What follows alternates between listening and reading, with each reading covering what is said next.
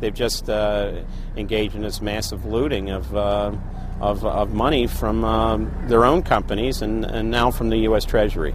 There was a lady called Brooksley Bourne. She was the head of the Commodity Futures Trading Commission under Clinton.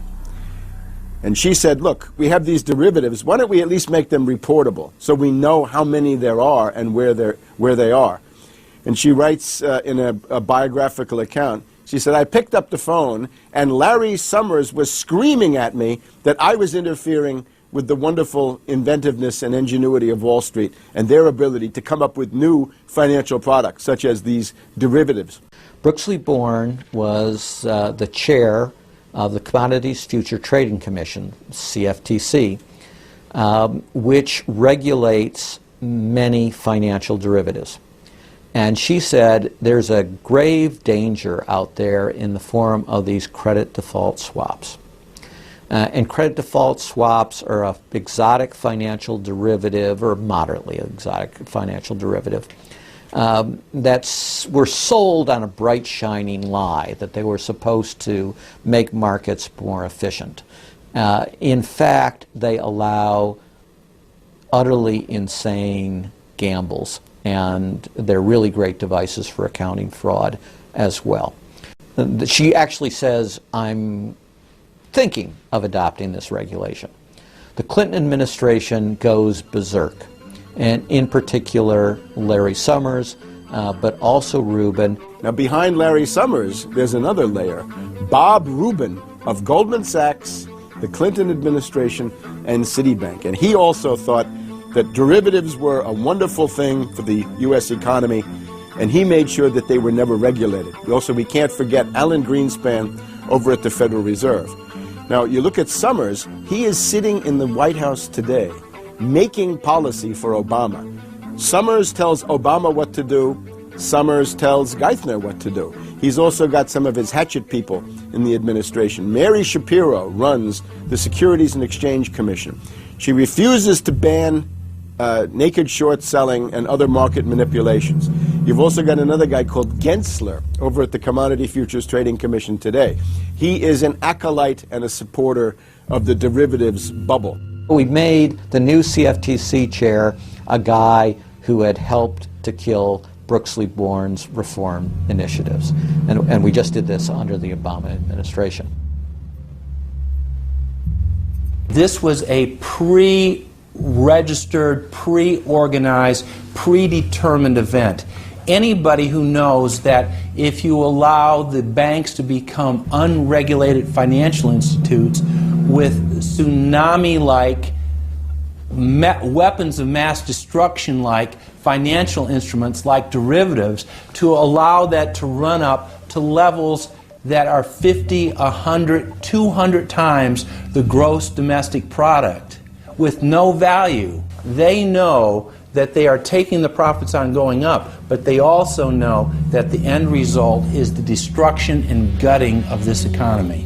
The scam is simple. The insiders buy hard assets and political influence as the fiat bubbles expand.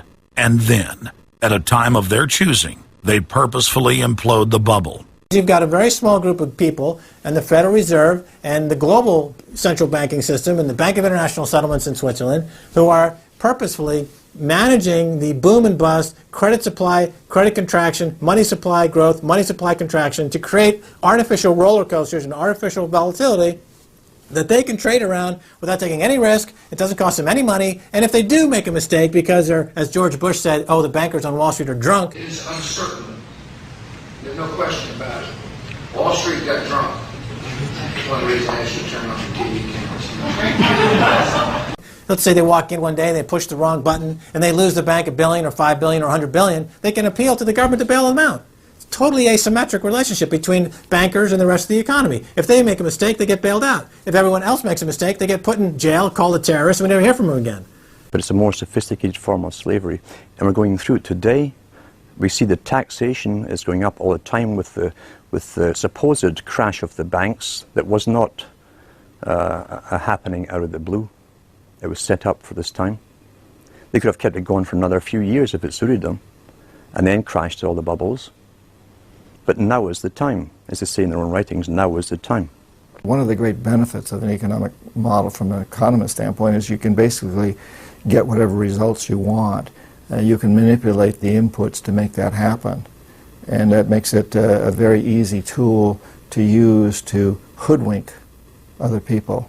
These manufactured, these engineered financial catastrophes are the result of a central banking system that has the ability to add and subtract credit, add and subtract dollars and money at will to create this roller coaster effect. Because unlike most people, the banks are able to make profits as easily on the way down as they can on the way up in any given situation. Volatility is great for banks and professionals. Volatility is not great for the most average people. Their operatives in government and media then hold the economy hostage by issuing the ultimatum: give us unlimited bailout money or the economy dies. What's being used is what I call, to try to get the money, is what I call the suicide threat, where, you know, if anybody has ever seen the movie Blazing Saddle, the sheriff is surrounded by hostile town folks. He takes out his gun, points it at his head and says, you know, don't move or I'll shoot. Well, that's what the big banks are saying. You know, give us unlimited cash or we'll die. And if we die, you'll die because we're too big to fail. It is a false flag attack because Hank Paulson will get up in front of Congress and say, we need $700 billion because that thing, that existential threat, the market is attacking us and we need this handout to fight Mr. Market. Mr. Market is out there. We need to fight Mr. Market. It's an existential threat. Meanwhile, he is Mr. Market. He's the one causing the problems. We had Paulson, a representative of Goldman Sachs who happened to be running the U.S. Treasury, came forward with a hysterical briefing for the Congress saying, we, the Wall Street bankers, demand $700 billion in bailouts. So they say, yes, we'll give you all the money you need. Well, why, you know, these are arsonists. Paulson, Tim Geithner, Bernanke, they're arsonists. They're asking for more matches. And the Congress is saying, who do we make the check out to? Who do we send these matches to? Who do we send the matches to? Is a ton of matches enough? Can we send you some gasoline to go with those matches? They're like, yes, please. Don't change our management. Don't pay us what assets are worth. Pay us way more than what our assets are really worth. Don't make us use honest accounting. Allow us to lie. We've just, under congressional pressure, changed the accounting rules for the express purpose of making sure that the big banks don't have to report honest losses.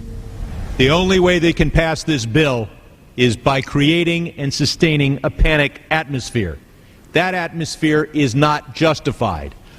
Many of us were told in private conversations that if we voted against this bill on Monday, that the sky would fall, the market would drop 2,000 or 3,000 points the first day, another couple thousand the second day, and a few members were even told that there would be martial law in America if we voted no. That's what I call fear-mongering. We have people in the government threatening martial law or things to get their way in the executive branch against Congress. If you put all these signs together, it doesn't look good at all. To the extent we are a democracy, we're sort of a hairbreadth away from a police state. Congress aided the bankers in carrying out the biggest heist in history with the so-called banker bailout of 2008. The bailout money, the $13 trillion or so dollars that have been given to the banks, is sitting on the balance sheet of the banks, and that is incurring interest costs. And that's going to precipitate the need to flush the system with more cash. And at some point, the dam will break, and you're going to have very high inflation. Some predict hyperinflation. You cannot print phantom money out of thin air, backed by nothing, and producing practically nothing without destroying the world economy. So unless we cut out the toxic funds, the toxic elements of this economy, every time we put in money on this bailout, it's just feeding the fire. It's not making things better. What should have happened is that those banks and investment banks should have been seized. They should have been seized by the Federal Deposit Insurance Corporation. Those are zombie banks. The Chase Manhattan, J.P. Morgan Chase, Bank of America, Citibank, Wells Fargo, Wachovia, so on down the line, to AIG in the insurance realm. These are zombie institutions, insolvent, bankrupt. The only thing to do with them is to seize them, put them through Chapter 11 bankruptcy. That'll probably turn into Chapter 7 bankruptcy, liquidation. And above all, triage the derivatives on their books. There's no way to bail out a $1.5 quadrillion black hole of derivatives. But nevertheless, they tried.